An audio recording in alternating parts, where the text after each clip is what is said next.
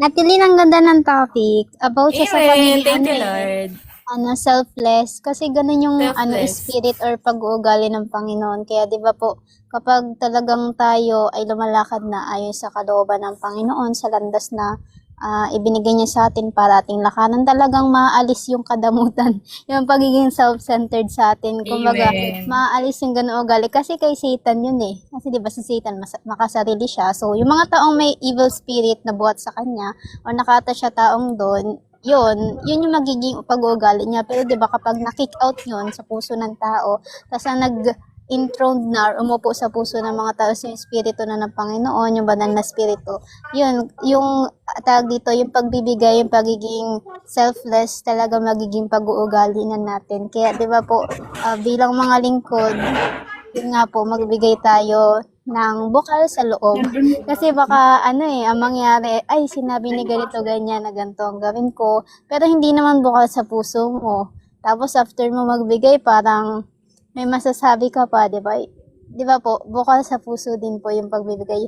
Yun lang, Ate Lynn, pagiging selfless talaga na spirit yung nakuha ko dito sa ipinatopic ng Panginoon sa iyo po. Yun lang.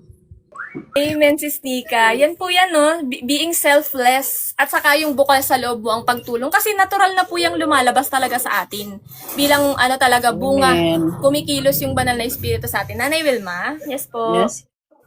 Sa akin, dito talaga naihahayag talaga kung anong puso mayroon ng bawat isa. Dito nakikitaan sa topic natin ang fruit of the Holy Spirit. Na nandyan na at lalo na ang pagbibigay, ang pagiging generous sa natin sa mga nangangailangan na hindi tayo nagpapabaya, na nandun nakikita sa puso natin. Na tama nga si Sis Nika, dito nakikita kung paano ang ating Panginoon bilang isang tao, nagkatawang tao dito sa lupa. Doon nakikita din dapat na maging likeness tayo ng Panginoon. Kasi without sa pagiging likeness natin, hindi natin magagawa ang ating pagsunod sa ating Panginoon. Kaya, purihin ang Panginoon sa buhay natin sa topic na ito. Kasi dito, pinapaabot dito sa atin, sa bawat isa sa atin, na maging katulad tayo ng Panginoon, na maging generous tayo, na ang ating pag-uugali mabago. Yung talagang tumulong tayo sa kapwa natin na higit na nangangailangan. Yun lang po. Praise God, Nanay. Yan nga po yan, no? Kung talagang pinagkalooban ka naman po ng sobra-sobra ng Diyos, may means ka Yeah. naman na tumulong, why not po na tumulong, lalo na sa nangangailangan. At nasabi nga po sa topic natin, na kapag yun ay tinulungan mo ang kapwa mo, hindi yung kapwa ang tinulungan mo, kundi ginawa mo din yun sa Diyos. Diba yan po yung doon sa Matthew, Ay, Mateo 25. Thank Sister you, Lynn, Lord. Sister Lynn, madagdag ko lang. Yes po, Nanay. Hindi kasi, ang pagtulong naman, hindi naman yan. Talagang kailangan naman natin talaga tumulong. Kasi para saan tayo, nagkaroon tayo ng biyaya galing sa Panginoon na ipagdadamot natin. Hindi yun, pwede ganun. Pero, mayroong condition din yun. Kasi minsan, meron din inaabuso tayo ng kapwa natin, which is inaabuso parang in return, inaabuso rin niya ang Panginoon sa kabutihan ng Panginoon. Diba? Yung ginagamit tayo, gagamitin tayo ng kapwa natin. Kasi ako, ang daming beses na yun. Ang dami na nangyari sa akin. Abuso talaga, sobra. Kaya, gustuhin ko man tumulong kung minsan pag inabuso ka na, hindi nakarapat dapat. Kasi hindi sa mga ibang ministry, nangyari sa akin yan. For my testimony. Ganon yun. Kailangan talaga, Nanay, maging wise din po tayo, no? At saka, syempre sa pagtulong din po, kailangan i-ask nyo din po si Lord. Oo. Kasi i-reveal niya po sa inyo, bibigyan niya kayo ng ng conviction sa discernment kung talagang karapat dapat ba talagang tulungan yung taong iyon, 'di ba? Kasi, yun nga po, no, meron akong tawag dito, meron, na-realize ko lang po mga kapatid, na meron po talagang binibigyan ng disiplina ang Diyos sa kanilang buhay. Yun nga po, nung nakaraan yung nakakaranas po ng kahirapan sa buhay, na kasi meron siyang mga nagawa na may pinaparealize sa kanya si Lord na matutunan niya, diba, sa kanyang buhay para siya mag-surrender na sa Panginoon. Diba? So, yan po yan. No? So, tayo, sa lahat ng ating gagawin, maging sa pagtulong, ay kailangan i-pray natin kay Lord. I-pray natin kay Lord kung talagang, kung will ni Lord na tulungan natin yung taong iyon. Diba? At nakita din natin na talagang nangangailangan ng ating mga mata. Diba? Nakita natin siya. Talagang ganto ganyan. At dun magagamit yung pera or kung hindi naman physical na tulong. Diba? Dun magagamit yung nabigay mo. At hindi sa mga hindi mabubuting bagay or ikakasira ng kanyang katawan or bisyo. Di ba may mga ganyan no? Yung nanghihiram tapos ipapang bisyo lang pala. So hindi. So, kailangan discernment mga kapatid. I-pray nyo muna kay Lord. Huwag kayo agad-agad kumilos. Di ba? Nang walang ni Lord. Walang conviction ni Lord. Di ba mga kapatid? Hindi lang sa material. Pwede rin sa mga Bible. Ganyan. Pwede. Saka ito, tulong spiritual ito na tayo nagbabahagi ng salita ng Diyos. Kasi pagmamahal po ang ating binabahagi. Di ba? Ang kanyang salita ay pagmamahal. Brother JC. Saka po Ate Lynn, yung prayers din, dagdag ko lang. isa sa pinakamaanong Like tulong sa po natin prayers, sa mga tao. talaga. Pag tumulong tayo, huwag tayong kumbaga maghangad ng kapalit dahil alam naman natin na si Lord na talaga yung magbibigay ng lahat or magpupuna sa mga kailangan natin, lalo na sa mga natulungan natin. Yan talaga yung isang magandang paraan din sa pagtulong sa kapwa. Ay kahit di natin kaano-ano or kasama sa pananampalataya, basta will ng Panginoon at lalo ng bukal sa loob ng puso ng bawat isa sa atin, tumulong tayo na open-hearted. Yan lang po. Amen, brother. Sisnika? Yung about sa prayers ate, isa sa magiging tulong natin, lalo na yung mga taong in bondage sa slavery ng kingdom of darkness. Kaya naman yung mga taong talagang yung soul po ay nasa battle at nando sa pinaka pit of hell or nasa marine kingdom. So, yun din po, prayers, bukod dun sa mga material na bagay, tapos mga pagkain. Tapos sa pamilya po natin, prayers, diba po, inilalapit natin po pala sila. Tayo nagiging intercessor para patuloy, 'di ba po, na proteksyonan, kasi kung wala po, 'di ba, mag-open sila spiritually, possible magkaroon sila ng premature death dahil nga doon sa sin na ginagawa nila, but because 'di ba po, tayo yung pumapagitna, kumbaga tayo yung namamagitan between God tapos para sa kanila, kasi since tayo 'di ba po yung mas nakakakilala or yung unang nakakilala, 'di ba nga po, sa ating sambahayan. So, 'di ba po, inilalapit natin sila nang sa gayon matulungan sila spiritually, hindi man physically, 'di ba po, na makapagbigay ng pera or pagkain, pero 'di ba mailapit sila spiritually, kasi yun po yung pinakamahalaga. At 'di ba nga po, kapag tawag dito, na nabuhay yung kanilang spiritual life, doon naman po magi-start na kung saan sila naman yung gagawa nun at sila naman din tutulong physically at ganun din about sa spiritual na mga bagay para sa kanilang kapwa at sa kanilang nasa kapaligiran. Yun lang po. Praise God. Opo, ayan no, yan po yung hindi mawawala no, talagang prayers. Pagka nga ako minsan nakakakita talaga sa daanan, tapos sabi ko, pinipray ko kay Lord. Pagpray mo yung taong yun, and then, di ba, more than physical help, ang kailangan nilang tulong talaga, spiritual no? Yung eternal help na may, yung prayer na mailapit sila sa Diyos, no? Na mahipo ng Diyos yung puso nila, masik nilang kaharian ng Diyos. Yan po yun mga kapatid. Kasi yung maaring maibigay natin, talagang maiibsan lang yung saglit Parang lang, no? Band-aid solution lang. Pero yung talagang solusyon ay ang Panginoong Hesus, 'di ba? Yung mapabilang din siya dito sa kaharian para hindi na rin siya pagkulangin ng Panginoon. Kasi yan nga po nabanggit natin kanina, ang Diyos, dinidisiplina niya ibang tao kaya sila'y naghihirap, 'di ba? Para nga lumapit na po sa Panginoon maibigay ng kanilang buhay. Yan po yan. Ganyan nga din po yung nangyari sa atin dati, no? Nung bago pa tayo mapabilang dito sa kanyang kaharian. Talagang kinuha po ng Panginoon, sa akin nga experience ko talagang kinuha ng Panginoon lahat lahat ng yan, mga pinagtutuunan mong kayamanan dito sa lupa. Para talagang sa kanya ka na mag-lean, mag-surrender, mag-submit, mag-obey, at hindi na dyan sa mga kayamanan dito sa lupa, at sa sarili mong kakayahan. Kasi wala namang dinudulot yan, kundi kapahamakan lamang, di ba? Pero pagka sa kanya, siya na ang bahala sa lahat.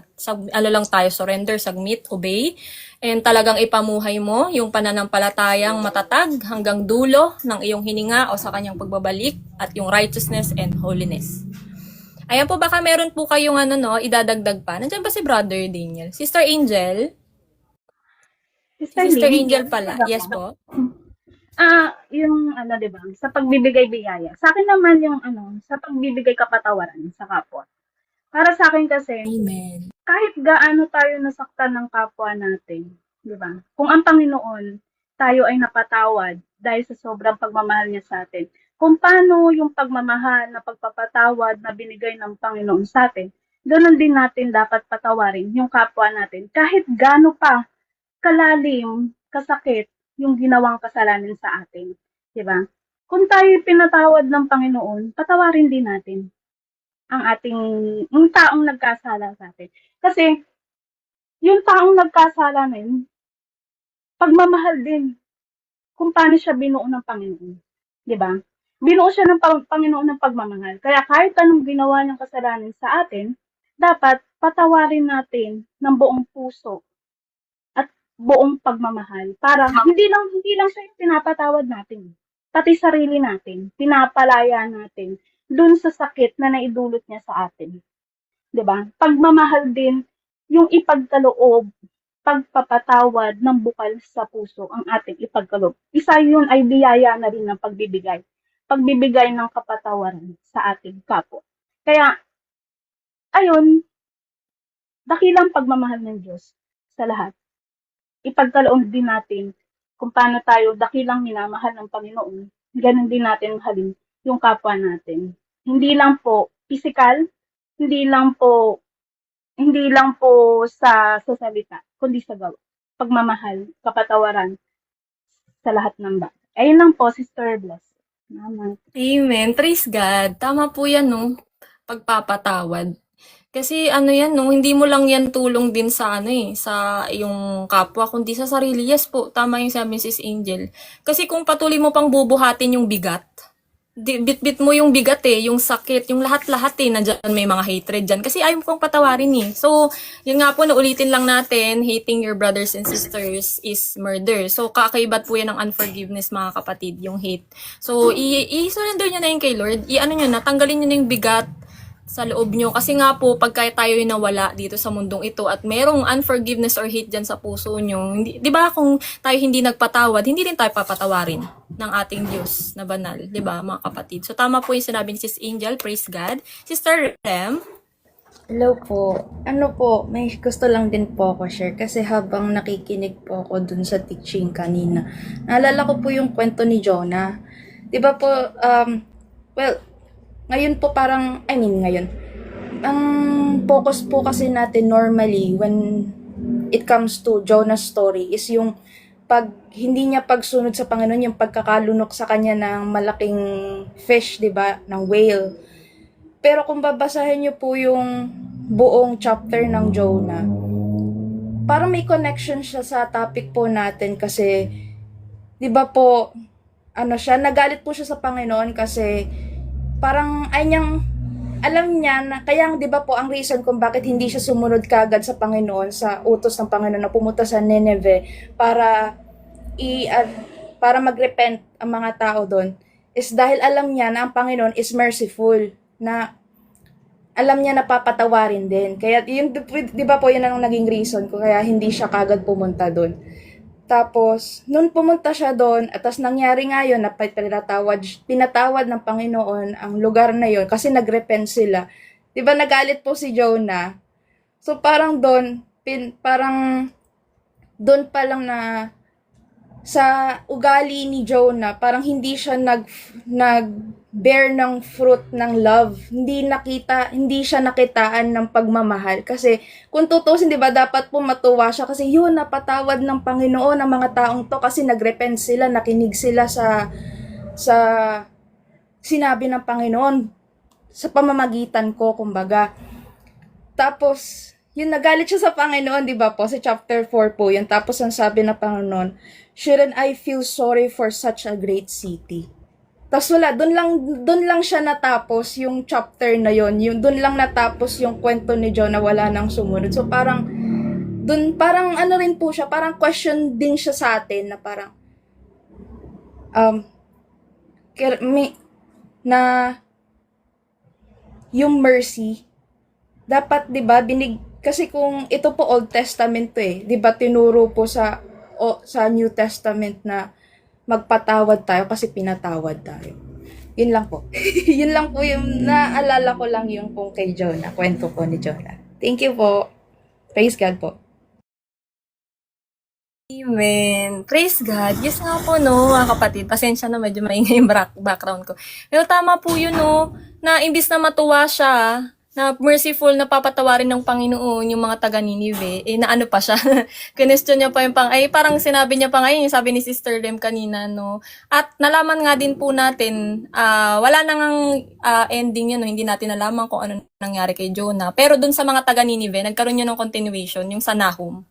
Sa Book of Nahum, na bumalik na naman, nung napatawad ng Panginoon, yung mga taga Ninive sa Book of Jonah, na ano, diba, na yung galit niya, na hindi, ang tawag dun sa, ano ba yun? Na ano yung wrath niya, hindi niya pinor yung galit niya doon sa taga Nineveh sa Book of Jonah. Pero sa Book of Nahum, pinor out niya na. Kasi nga po, nung nagbago sila, nagrepent sila noon, pero bumalik na naman sa dati. After several years, siguro mga 100 years, magkaiba po kasi ng timeline si Jonah at saka si Nahum. So, yun mga kapatid, na nagpapatunay lang na, yan, tama din po yung sinabi ni Sister Rem na, mercy rather than sacrifice, yung awa sa kapwa. Yung awa mo sa kapwa mo, kasi kabahagi din yan talaga ng pagmamahal. Kasi kung wala kang pagbibigay ng awa sa kapwa mo, wala kang yung wala po yung pagmamahal. Hindi tayo na perfect by love. Wala yung fruit ng Holy Spirit sa atin. Kung hindi tayo nagbibigay ng awa sa ating kapwa. Na pinakita nga po ni Jonah. Hindi po natin nalaman kung ano nangyari sa kanya sa dulo, kung nagrepent ba siya or something, kung ano nangyari sa kanya. Pati nga din dun sa shade, dun sa kinuha sa kanya, yung dahon. Nagalit din siya dun, di ba, nung kinuha ng Panginoon. So, ibig sabihin, kung ano man yung binigay sa'yo ng Panginoon, kaya din kunin. So, sino tayo para magalit, magreklamo, di ba, para doon sa bagay na hindi naman sa atin iyon. So, maging grateful tayo. At syempre, maging merciful nga tayo sa ating kapwa kasi yan ang ating Diyos. Kung ano ang ugali ng ating Diyos, yan din dapat ang umiiral sa atin. Kasi nasa loob natin siya, di ba? Nagdedwell sa atin. So dapat nagmamanifest po yan sa atin, yung ganyang mga katangian, mga kapatid. Yes, who are we to question God? Yes, we are just a creation. Para lang po tayong dust, dumi, or clay jar, 'di ba, na binuo ng Diyos, na naging clay jar, 'di ba? Sinong may karapatan ni isang creation mag-question sa kanyang creator sa mga ganyang bagay, 'di ba? Yun nga, yung pagrereklamo nga po natin sa mga bagay-bagay, ayun ay ayaw ng Panginoon. Kasi nga po, grumbling yun, no? Grumbling or complaining. Yan yung katulad ng mga Israelita, 'di ba? Linigtas na ng Panginoon, tapos puro pagrereklamo pa din, 'di ba?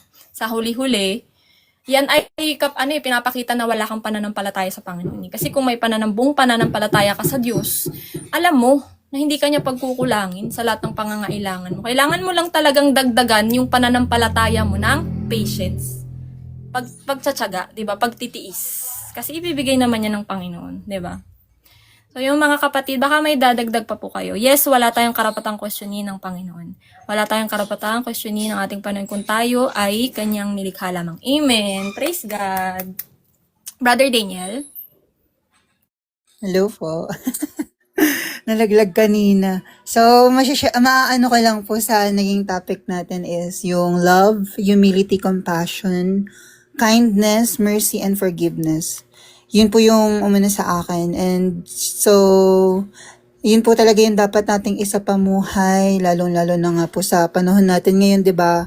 Talagang usong-uso yung mga talagang nagsasabi sa atin ng kung ano-ano kahit na pinapakitaan na natin ng magandang loob. Kaya lagi po nating ipakita yung kagustuhan po ng Panginoon na isa pamuhay po natin kahit na ganun po yung nangyayari sa atin, kahit po ganun yung binabalik sa atin ng mga tao po na nakapaligid sa atin, mga kapatid. Always show the love, always show the humility, always show the mercy, always show the forgiveness, always show the compassion kung paano yung pinakita ng Panginoon na kahit minak siya, He show love.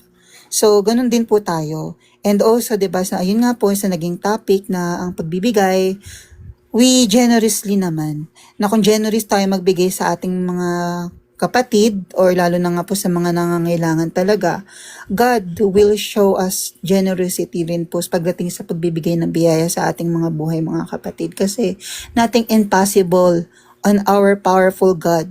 Kayang-kaya niyang ibigay lahat sa atin. Surrender, and yun po, no, surrender and submit it to Him lang every single day, every day, mga kapatid. And yun nga po, no, sa mga tao rin na nakakapakinig po dito, there's nothing impossible to our God to give everything that you need, everything that you want to your life.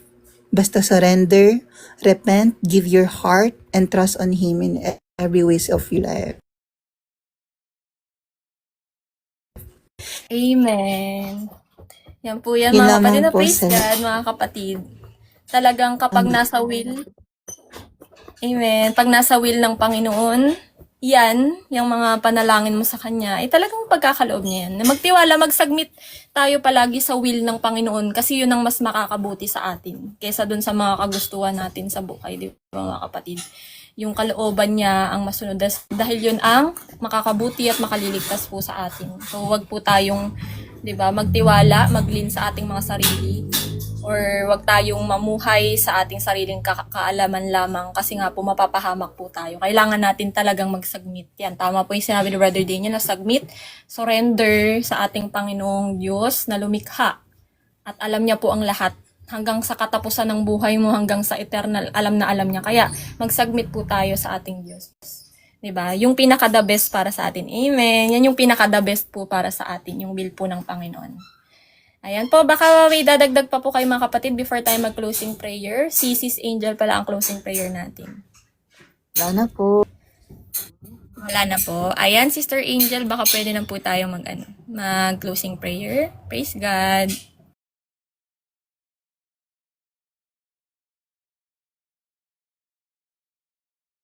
Is daw siya, ate.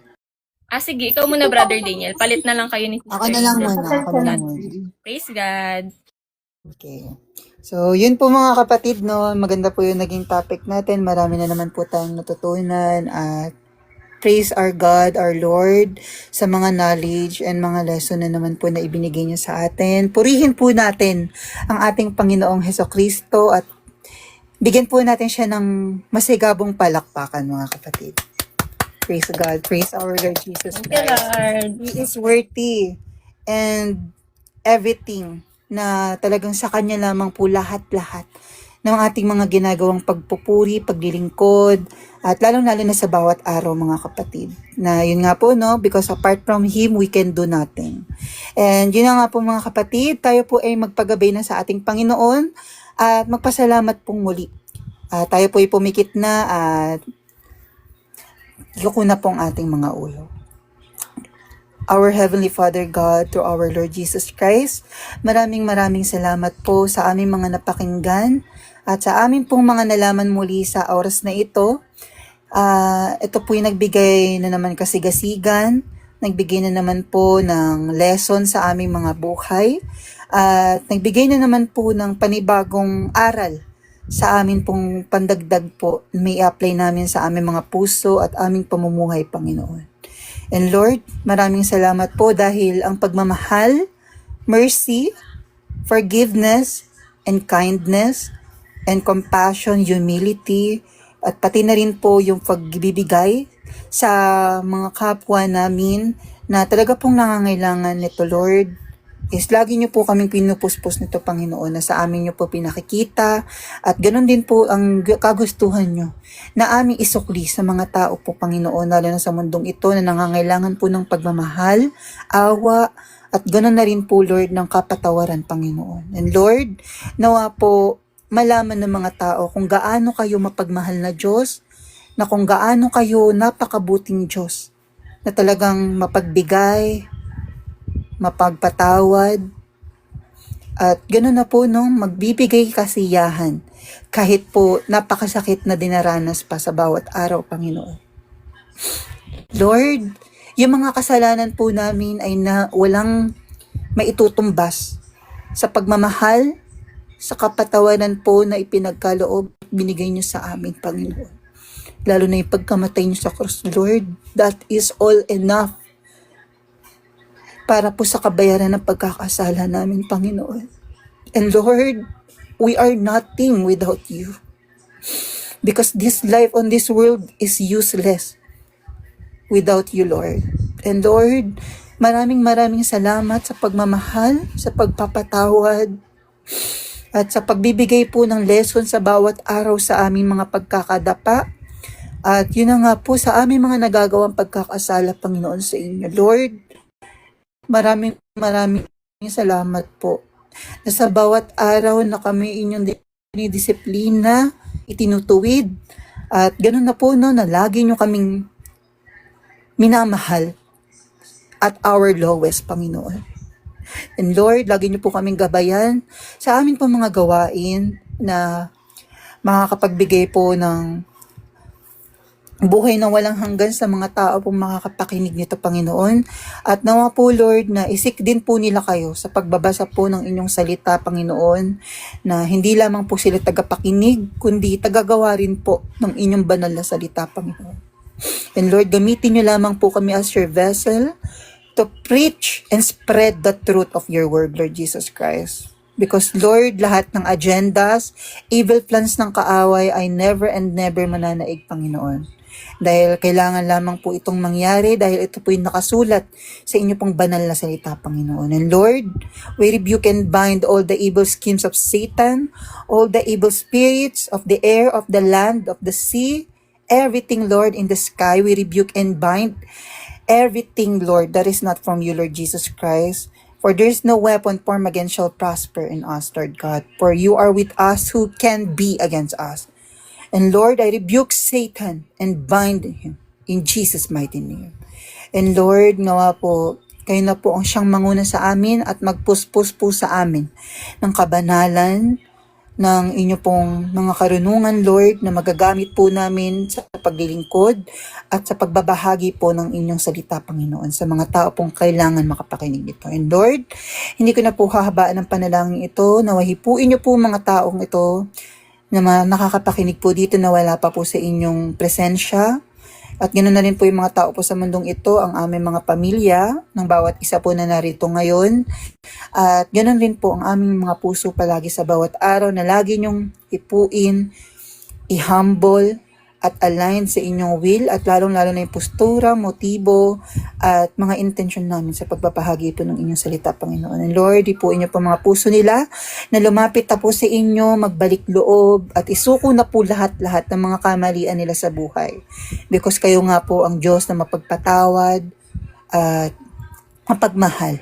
Diyos, tunay nga po iyon, Panginoon. And Lord, sa inyo ko na po isinusuko lahat-lahat po ng panalangin ng aking mga kapatid sa oras po na ito. And lagi niyo pong pagkapatatagin ng aming pananampalataya, Panginoon, sa bawat araw.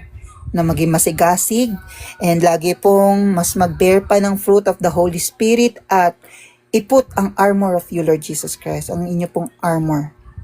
And Lord, bigyan niyo po kami lagi ng patient, laging gawing maging mapagmahal, mapagpatawad, at caring sa bawat isa, Panginoon. And Lord God, always teach us to love each other, to forgive, and also to see other people how you see us, Panginoon. And Lord, Sa inyo ko na po binibigay ang pinakamataas na papuri, pasasalamat at pagsamba, Panginoon. Sa inyo lamang po ito. You deserve everything, Lord. Na worship, praise, and lahat-lahat, Panginoon. Dahil walang katumbas itong aming sinasabi. Dahil kayo po ay lahat-lahat na. In the name of the Father, the Son, and of the Holy Spirit, one God, one Lord, it is the name of our Lord Jesus Christ, the Alpha and the Omega, the beginning and the end, the first and the last, the King of Kings and the Lord of Lords, that coming in the second time, nakunin ng kanya mga pinabanal. Amen. Amen. Praise God. Ayan. Amen po. Magkita-kita po tayo muli sa Wednesday, mga kapatid, if God's will. 1:30 na po tayo, mga kapatid. Yan na po. Ito na po yung oras natin para marami pong makaka-join. Kasi pagkagabi na, yeah, di na tayo na late na. Pero 1:30 p.m. na po ang ating time. Maraming salamat po, mga kapatid. Praise God. Hello, For the Lord Jesus everyone. Christ. Praise Hello. God.